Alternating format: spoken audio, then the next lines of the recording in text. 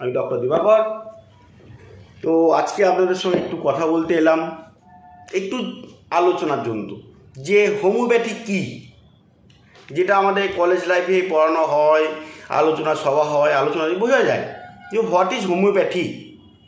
Homeopathy is an art and science. ভালো করে মনে রাখুন, হোমিওপ্যাথি হচ্ছে আর্ট অ্যান্ড সায়েন্স। শুধু সায়েন্স নয়, আর্ট আছে এর মধ্যে।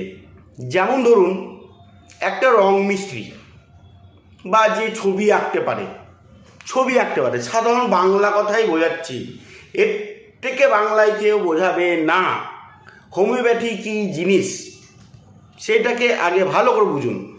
যেমন ধরুন ছবি আঁকা, যে কোনো একজন ছবি আঁকতে পারেন, অনেকজনাই ছবি আঁকতে পারে, সবাই পারে, বাট মনে রাখবেন ওই যে তুলি আর রংকে দিয়ে যে যত সুন্দরভাবে সাজাবে, যত সুন্দরভাবে, ধরুন আমি একটা ছবি আঁকলাম আজকে, আর একজন অন্য একরকমভাবে আঁকলো, ওই একই ছবি, কিন্তু একই ছবি একই জিনিস, আপনি আঁকলেন, আমি আঁকলাম, ও আঁকলো, ও আঁকলো, বা 22 জন মিলে আঁকলো, যাই আঁকাআঁকি করলো, তার মধ্যে একজনের কিন্তু ভালো হবে।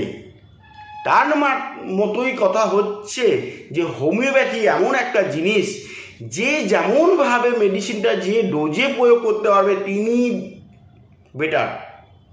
বুঝাতে পারলাম? আর্ট আছে, কিন্তু এটা সায়েন্সের সাথে আর্ট আপনি কেমনভাবে করবেন, বা সে ডক্টরবাবু কেমন করে আর্টটাকে নিজের মধ্যে বা পেশেন্টের ওপর দিতে পারবেন, তিনিই সাকসেসফুল হোমিওপ্যাথ। বুঝতে পারলাম?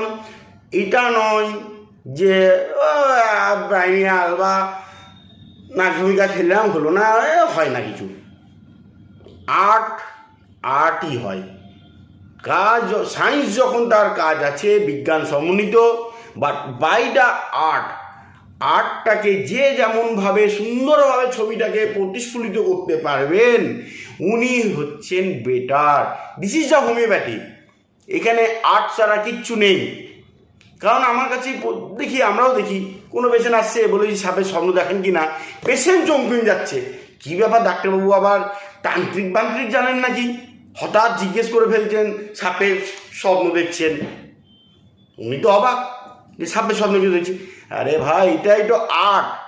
যেমনভাবে আপনি যেটাকে ধরতে পারবেন, সেখানেই আপনি সাকসেস।